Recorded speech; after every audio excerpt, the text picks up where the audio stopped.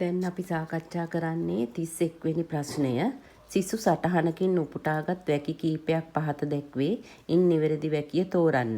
සන්නාලි වාටි මැස්මේදී මැස්ම අතර ඇති නූල පිටත පැහැදිලිව දිස්වේ. ඊළඟ එක 32 ලදරු ඇඳුම මැසීම හා සම්බන්ධ ප්‍රකාශ කීපයක් පහත දක්වා ඇත. මින් අසත්‍ය ප්‍රකාශය කුමක්ද?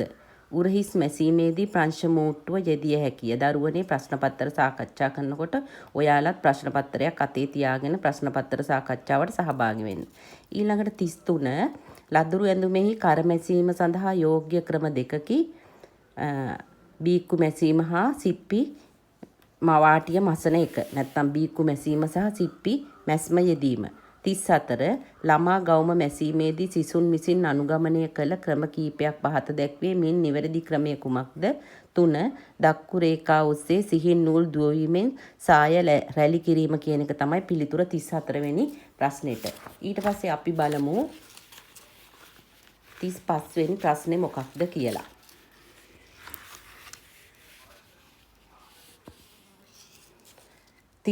විසිතුරු මැස්මක් ලෙස භාවිතා නොකරන මැස්මකි 3යි මැස්ම. නිවසක් ඉදිකිරීම සඳහා භූමියක් තෝරා ගැනීමේදී සලකා බැලිය යුතු යටිතල පහසුකම් දෙකකි ප්‍රවාහන පහසුකම් සහ නල ජලය. 37 නිවසක කාමර සංවිධානයේදී යෝග්‍ය පිහිටීම වනුයේ මුළුතැන්ගේ කෑම කාමරයට යාබදව තිබීමය. ඊළඟට 38 කාමරයක් තුල රිද්මය ඇති කිරීමට ගත හැකි ක්‍රියාමාර්ගයේකි විවෘත ආලින්දයට ලැටිස් යොදා තිබීම.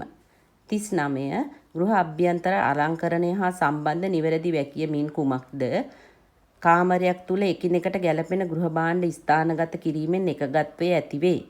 ඊළඟට 40 ගෘහී අයවැය ලේඛනයක අතිරේක වියදම් යටතට අයත් නොවනුයේ ඇඳුම් පැළඳුම් සඳහා යන වියදම්. ඇඳුම් පැළඳුම් සඳහා යන වියදම් ගෘහී අයවැය ලේඛනයක අතිරේක වියදමක් නොවේ. ඇඳුම් පැළඳුම් කියලා කියන්නේ අත්‍යවශ්‍ය වියදමක්. එහෙනම් දරුවනේ අද දවසේ මේ 2019 ප්‍රශ්න පත්‍රයේ කොටස් දෙකකින් අපිට සාකච්ඡා කරන්න සිද්ධ වුණේ. වීඩියෝ දෙකම ඕගොල්ලෝ නරඹලා ඉවර වෙලා ප්‍රශ්න පත්‍රයේත් අතේ තියාගෙන ඔබේ පන්තියේ ගුරුතුමත් එක්ක එකතු වෙලා සාකච්ඡා කරමින් වැරදි උනේ ඇයි මේ පිළිතුර නිවැරදි උනේ කොහොමද වැරදි උනේ කොහොමද කියලා සාකච්ඡා කරමින් තවදුරටත් අධ්‍යයනයේ යෙදෙන්න අපි ඊටාම කෙටියෙන් තමයි නිවැරදි පිළිතුර විතරයි අපි සාකච්ඡා කරේ. නමුත් ඔබ ඇයි අනිත් පිළිතුරු වැරදි උනේ කියන එක ගැන තර්ක කරමින් තර්කානුකූලව නිවැරදි පිළිතුර තෝරා ගැනීම කළ යුතුයි. ඒක නිසා ඒට අවධානය යොමු කරමින් ප්‍රශ්න පත්‍ර සාකච්ඡාවේ යෙදෙන සියලු දෙනාටම සුබ දවසක්. ආයුබෝවන්.